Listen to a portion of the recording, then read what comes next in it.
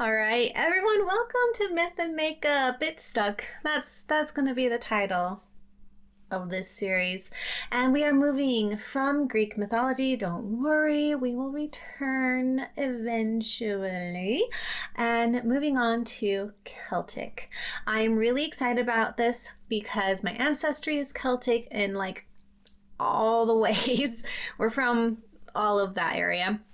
And my husband and I, for our 1 year anniversary and kind of our more official honeymoon, we are going to Scotland and Ireland. And I'm really hoping that we can see some really cool sites that might be places of worship and other things like that from the pagan era. And our first god we are talking about is the Dagda.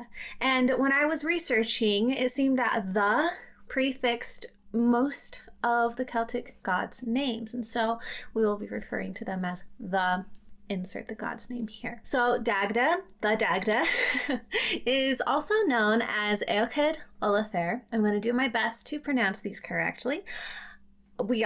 My husband and I are studying on Duolingo, so I have some understanding on how to use pronunciation, but not perfectly, so I apologize if I mess any of these up beforehand. But the Dagda, also known as Eochaid Olathair, is a prominent figure in Irish mythology. He's like the big guy. He is considered the chief god of the Tuatha Dé Danann, which is a race of supernatural beings in Celtic lore. The Dagda's name is thought to stem from Proto-Celtic Dago Deos, meaning the good god, or the great god. He has several other names or epithets, such as Eochaid Olathair, horseman, great father, Ruid, Rofhesa, mighty one or lord of great knowledge, and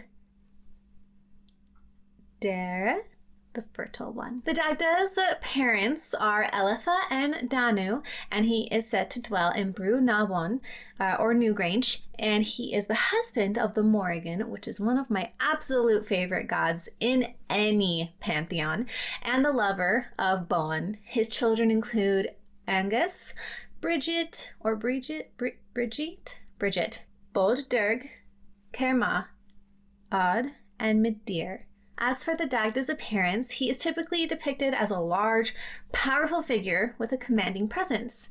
He often has a long beard, wearing a hooded cloak, which gives him a wise and druidic, almost scholarly look. He is described as being incredibly strong and large, often towering over others, which emphasizes his role as a god of strength and power. He is frequently depicted holding his magical staff, which we'll talk a little bit more later, and also his sometimes bottomless cauldron and harp, which we will also get a little more information as we continue. His appearance often reflects his connection to the earth and agriculture, and he might be portrayed with a rugged, earthy look, symbolizing his role as a fertility god. So I almost imagine him as like a full-sized Lord of the Rings dwarf, Moria or something, like a Thorin.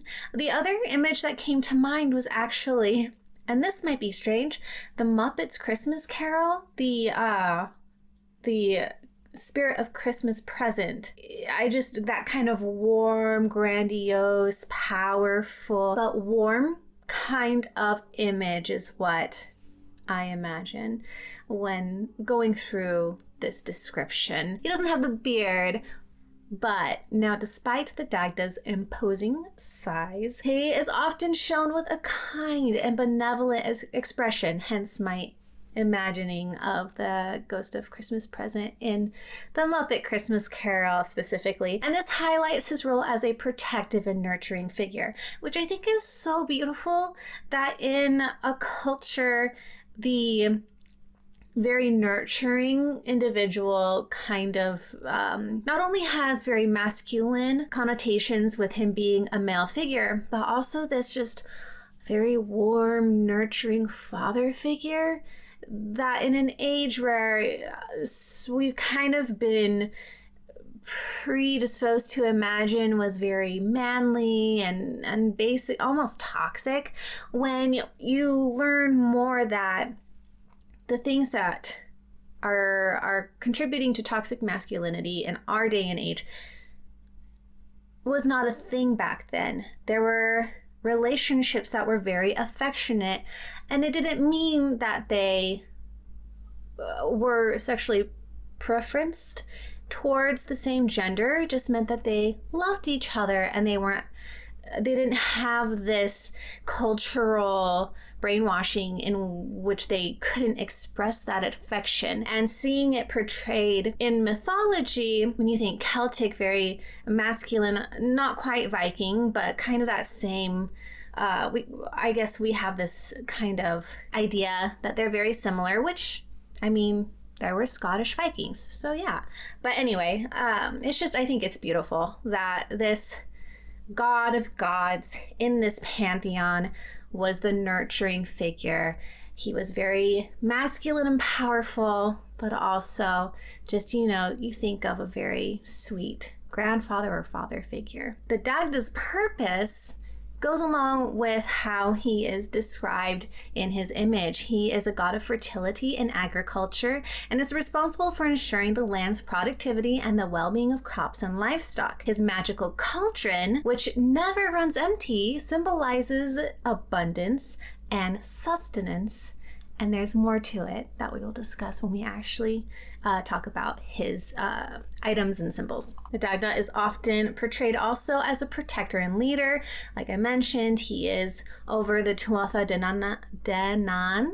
My mouth wanted to escape and add like 3 more N's, guiding them through conflicts and ensuring their prosperity. His wisdom and strength make him a natural leader and, as I mentioned before, a fatherly figure. With his deep connection to magic and druidic knowledge, the Dagda embodies the spiritual and mystical aspects of the ancient Celtic world. His magical harp, staff, and other items demonstrate his command over supernatural forces. The Dagda's ability to control the seasons with his harp represents his role in maintaining harmony and balance in nature.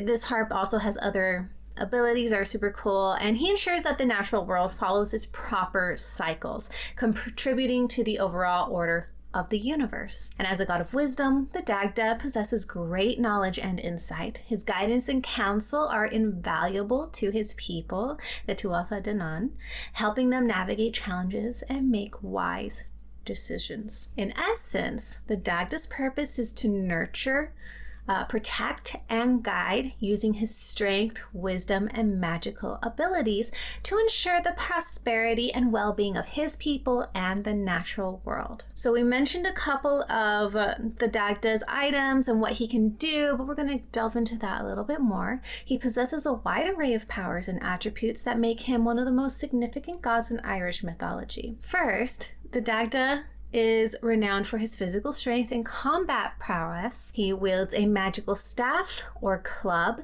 known as the Lord Mór, or the Great Staff, which has the power to unalive with one end and bring life with the other. And this kind of reminds me of, if you've ever seen the anime Inuyasha,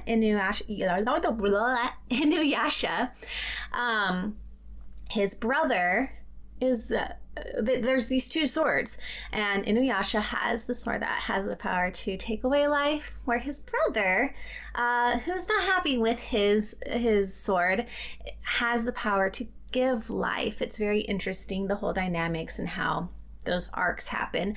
But anyway, the Dagda owns a magical harp, like I mentioned before. It is called the Uthne, or Dordabla, which can control the seasons and influence the natural world, including the weather.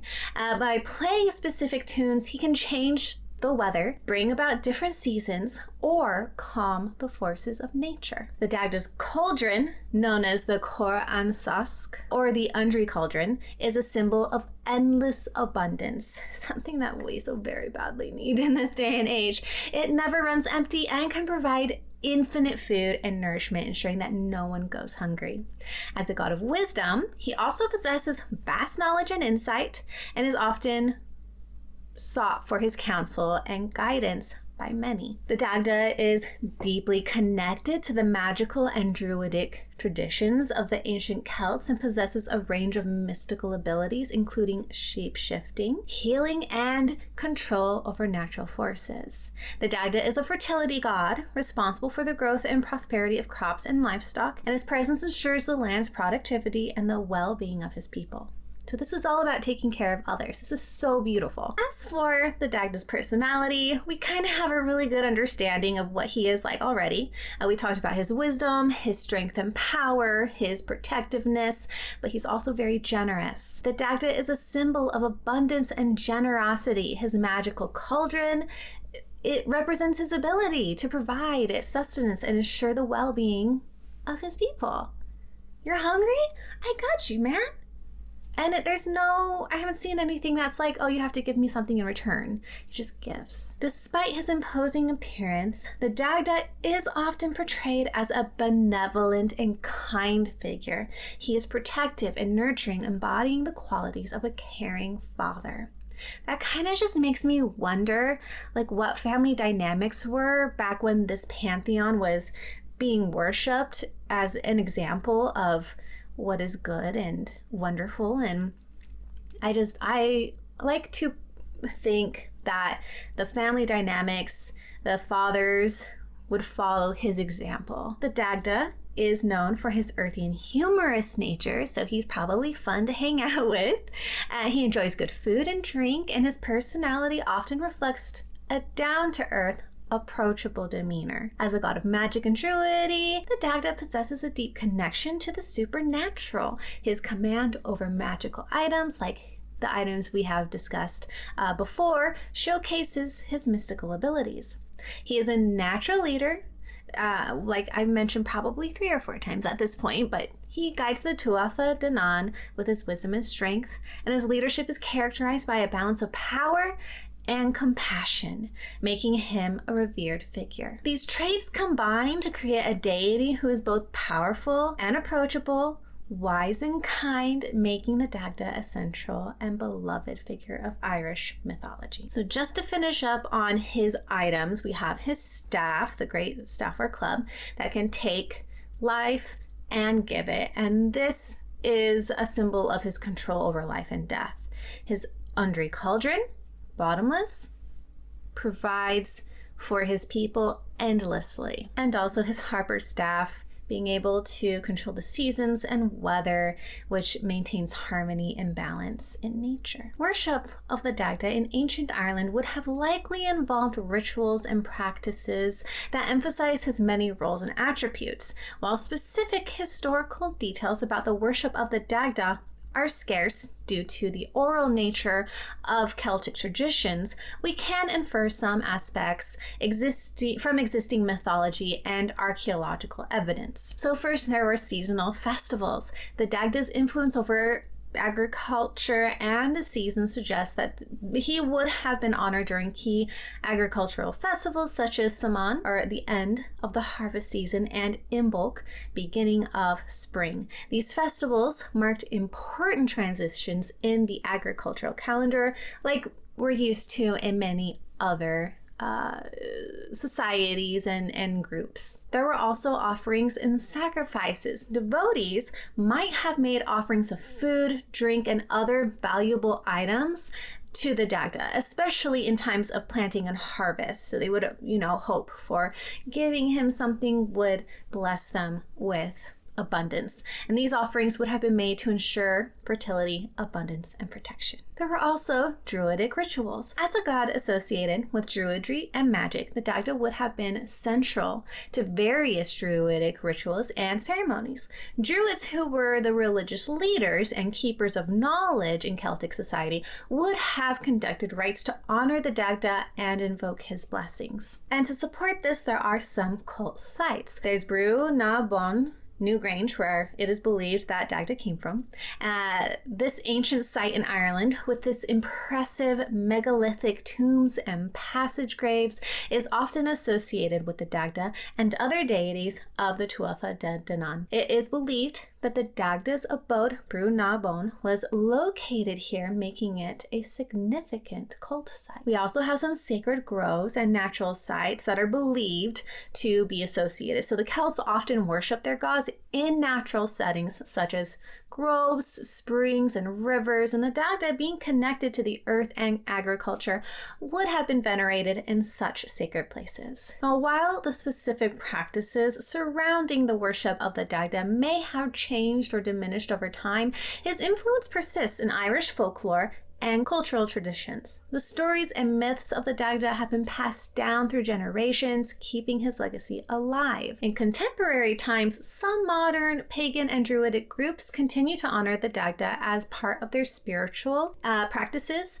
drawing inspiration from ancient Celtic traditions. So they would have performed the same rituals and ceremonies, because they're not anything super like out there that would be frowned upon during this time, and also having seasonal festivals. So they would,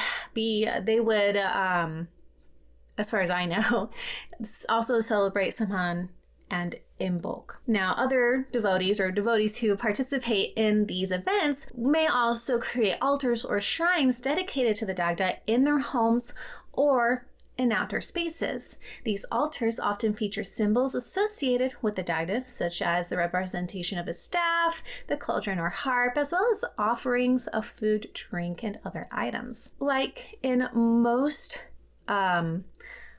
worship, there would be meditation and reflection, like a sort of prayer. Many modern practitioners engage in meditation and reflection to connect with the Dagda's wisdom and strength. These practices may involve visualization, guided meditations, or simply spending time in nature to feel the Dagda's presence. This is probably something I would do a lot because I love being outdoors in nature. I probably, if I was in the Celtic pantheon and that was my belief system, I'd probably be hanging out in my mind with the Dagda often, because I just adore nature and everything that he symbolizes, obviously, with the way that I've been very excited communicating what he does. And there's also community gatherings. Modern pagan and druidic communities often come together to celebrate and honor the Dagda through group rituals, storytelling, one of my favorites, and educational events. These gatherings provide a sense of community and shared reverence for the ancient deity. I haven't seen much of the Dagda in modern pop culture. I am positive that his story and personality and what he stands for has been a source of inspiration, and it maybe not necessarily be called the Dagda, but his legacy continues to inspire writers, artists, and creators in pop culture, as far as my research has shown. He appears in various works of fiction, literature, and art, which help to keep his stories significant and alive for contemporary audiences. In art, the Dagda has been a source of inspiration for many in a whole lot of different mediums. You'll see his strength and power, like his depiction of being a giant with immense physical strength, emphasizing his role as protector and leader. And artists may show him wielding his magical staff or club, showcasing his combat prowess, depending on, what they are trying to communicate with their art. And this is also the case with his wisdom and knowledge. Artists frequently highlight the Dagda's wisdom and druidic knowledge. He may be portrayed with contemplative or benevolent expressions, wearing his hooded cloak that gives him his scholarly, druidy appearance. With fertility and abundance, the Dagda might be seen with a bunch of bountiful crops, livestock, or the lush landscape of Ireland, and also with magic and mysticism. You might see him with wielding his magical abilities or having his harp and other symbols, and these elements convey his control over the natural forces, so you might see that depicted in the art piece also. In classic paintings, Dagda is depicted in a mythological setting, surrounded by other figures from Irish folklore. It's a very family thing. These artworks capture the grandeur and mystical aura of the ancient god, while in modern illustrations, contemporary artists continue to explore his character, often including modern styles and interpretations into their work.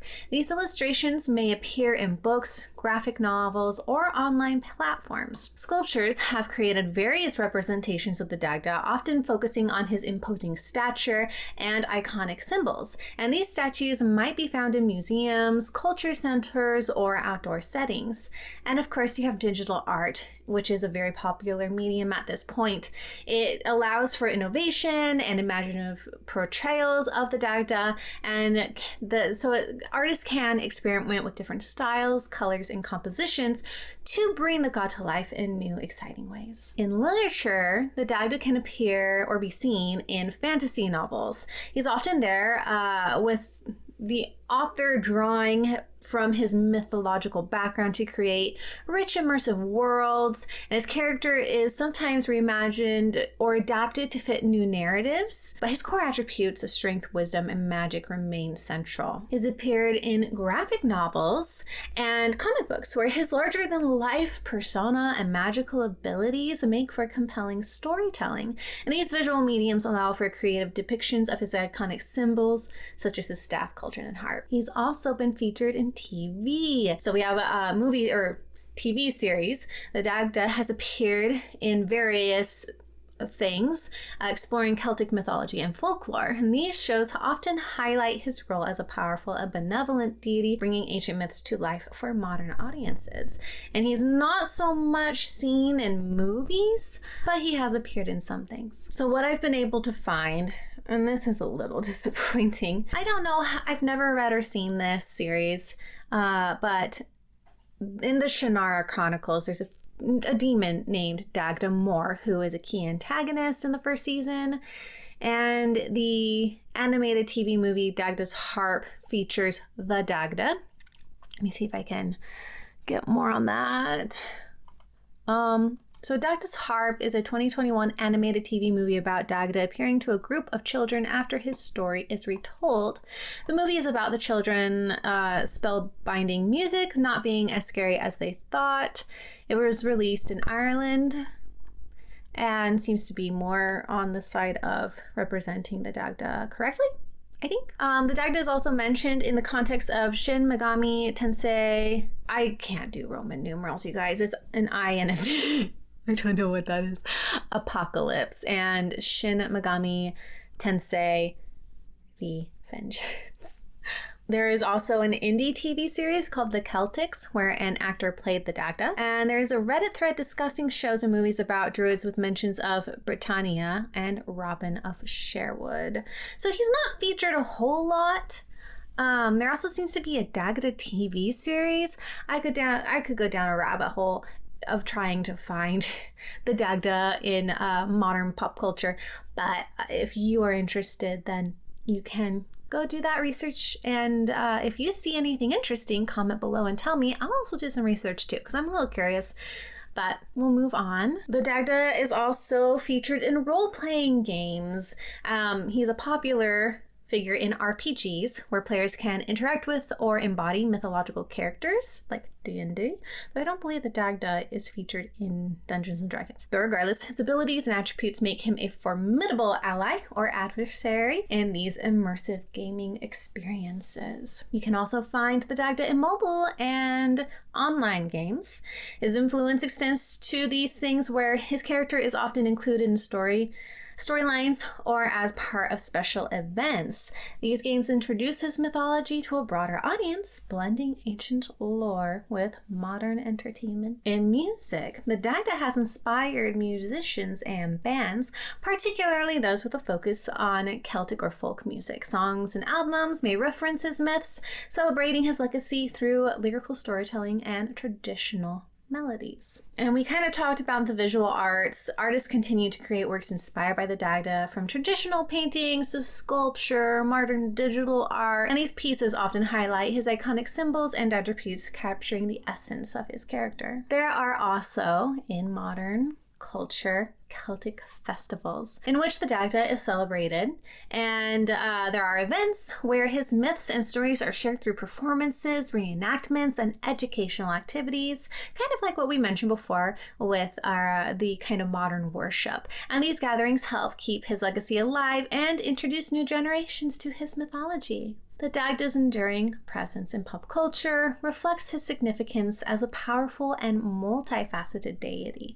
His stories continue to inspire and captivate audiences, bridging the gap between ancient traditions and contemporary creativity. So that is the Dagda, and I adore this god. I think it's super cool that in this ancient world there is a figure like this who is kind of breaking social norms and expectations with his gender and his personality and what he is over. Like, super cool. You go into other pantheons and agriculture and being kind of a protective figure over people, feeding them. It usually goes more towards the women, and so it's cool to see this kind of change. But anyway, I hope you enjoyed this little insight into one of the Celtic gods. We're going to spend the next video talking about some of the stories. I have found that there aren't a whole lot when it comes to the Celtic gods in the way that there is with the Greek gods. So they might be a little shorter, but there are some for the Dagda, and so we will go and continue that in the next video. Thank you so much for being here. Please be kind. Be safe. You know, the world's a crazy place right now, so go be creative, go explore, and be kind. Just be kind to others. That'd be great. All right, I'll see you guys in the next video. Bye.